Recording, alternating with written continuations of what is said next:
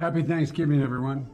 This is always a special time in America, but this year, the blessings of Thanksgiving are especially meaningful.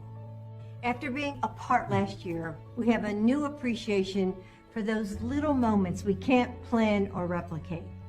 The music of laughter in a warm, full kitchen, the thump of small feet making big sounds, the circle of faces crowded around our dining room table, glowing in the candlelight.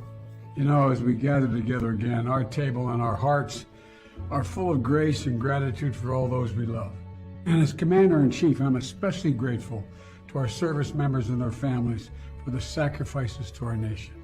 While we celebrate together, many of those military families will be apart from their loved ones. Whether your spouse is deployed or you've settled into yet another base, the holidays just aren't the same without the people and the communities that make this holiday special. We are so grateful for your service. As we give thanks for what we have, we also keep in our hearts those who we lost and those who have lost so much, and those who have an empty seat at their kitchen table or their dining room table this year because of this virus or another cruel twist of fate or accident. We pray for them. As Joe and I have traveled this year, we have seen and been so inspired by the unbreakable threads that unite us all. Family and faith, kindness and compassion, a love for this country we call home. You make us so proud every day to serve as your President and First Lady. And from the Biden family, framers of our Constitution coined this phrase to draw on the unity they hoped the United States would embody. Today, let us lean on this principle and give thanks for our resilience as a nation. We Americans have always been unified when it comes to helping our neighbors and striving for a more perfect union. Whether it's by serving overseas or serving our local communities, Americans have a commitment to helping those in need. Giving thanks on this holiday has always been one of my favorite traditions. This Thanksgiving, I'm thankful that our country has such a strong dedication to public service and that our people continue to live out the values that we hold dear. From my viewers. So many Americans that are renting right now can receive additional relief money from the Federal Rental Assistance Program. And in today's video, I will be sharing how you can claim this extra stimulus relief money and what other assistance programs that Congress is working on. You want to be sure to stay until the end of this video, folks, to find out the latest news about the fourth stimulus checks. So the Biden administration is greasing the wheels of the struggling federal rental aid program.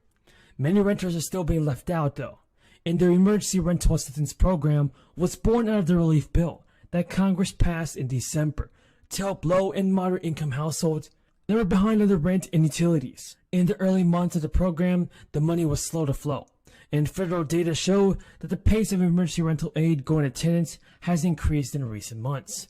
But some experts said that renters continue to face major hurdles, including technology barriers, overcomplicated rules in different states and cities, and long wait times. But after the Supreme Court ended a federal eviction moratorium in August, the level of protection that renters who cannot pay for rent has varied state by state.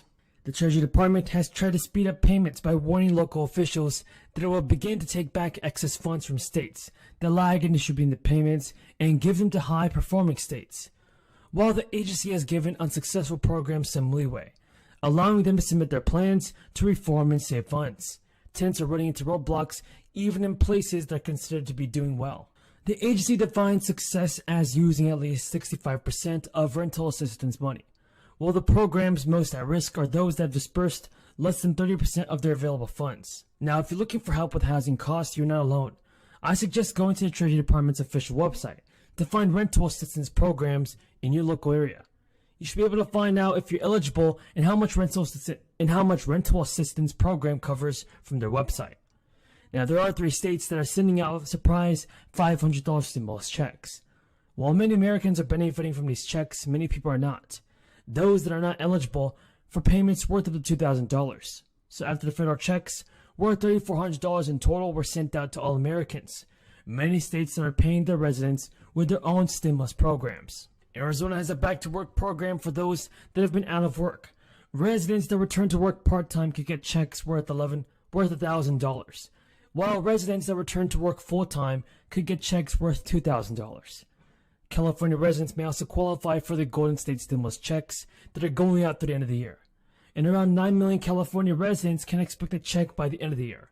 They need a salary of $30,000 to $75,000 if they want to qualify for these $600 payments. And also, New Mexico has reopened their economic relief program, so go back and to give checks to those that did not qualify for the first round. So I hope that many of you guys will be able to claim this extra stimulus money. But Biden has endorsed a minimum tax on income that well-off corporations report to investors. That's in order to help fund his sweeping Build Back Better plan. The proposed minimum tax on book income would impose a 15% minimum on corporations based on profits that the public report on the financial statement to shareholders. The levy would only apply to companies that reported more than $1 billion in income for 3 years.